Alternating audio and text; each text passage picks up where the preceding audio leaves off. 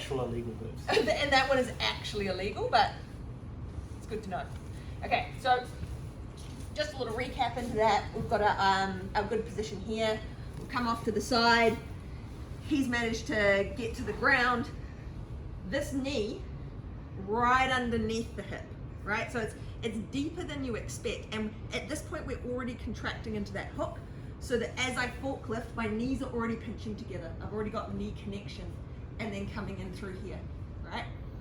Knee connection is superior to what we're doing with our feet, all right? If you've got the flexibility to also come into the whizzer hook, cool, all right? But the priority is that knee pinch on the hips. Now, shockingly, Kieran's not that keen on being banana split, all right? So I've come for here, and he's pushing away with his hands, which now exposes his hand for me to come into a position where I'm a lot stronger, all right? Once we've got him twisted up like this, I've got his hips off the floor, I'm in a much more superior position. I'm gonna use my legs to extend him away, and we're gonna go for our NYPD move, all right, that we did last week, pushing the hand in. Okay, so I've pushed his hand in. Now, as I bring him back, I'm gonna come up onto my forearm, okay? I'm coming up onto my forearm goes on top of his forearm. Can you move, Kieran? Not really. Even though I'm just here, resting like a plank, it doesn't take much force in his twisted position for me to hold him there.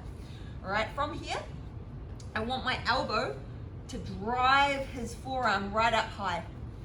I'm gonna come over, all right, either cupping, and I'm gonna pull his shoulder towards me as I extend his body away. It's a side crunch in as I push this elbow in, okay? So we managed to get to our banana split. Now, the higher his hips are on me, the easier it's gonna be to control this position. He needs his hips to escape. I've gone for the banana split, all right? He can add in the extension. He comes down to defend with his hands.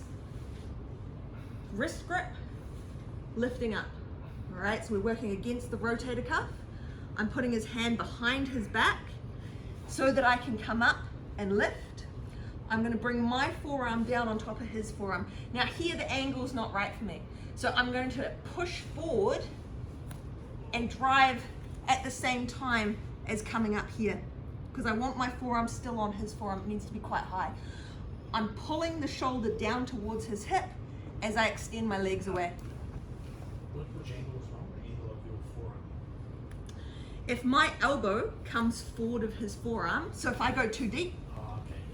so I'm creating a wedge. So without my hand underneath, I'm creating a wedge that I'm doing this.